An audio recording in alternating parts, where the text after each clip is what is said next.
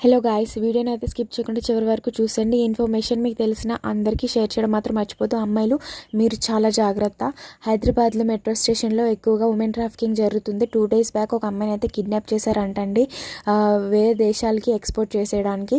ఆ అమ్మాయి వాళ్ళ రిలేటివ్స్ అలర్ట్ అవ్వడం వల్ల, వాళ్ళ ఫ్యామిలీ అలర్ట్ అవ్వడం వల్ల ఆ అమ్మాయిని అయితే సేవ్ చేయగలిగారు. లేదంటే ఆ అమ్మాయిని వేరే దేశాలకి అమ్మేస్తున్నారంట.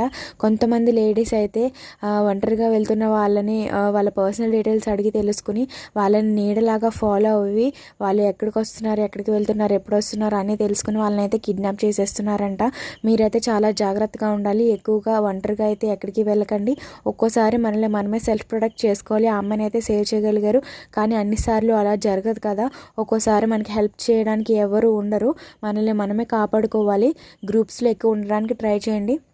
సింగిల్గా ఎక్కడికి వెళ్ళొద్దు. వీలైతే మీ ఫ్యామిలీతోనే వెళ్ళడానికి ట్రై చేయండి. ఒక్కోసారి మన నీడని కూడా మనం నమ్మలేం. జాగ్రత్తగా ఉండండి.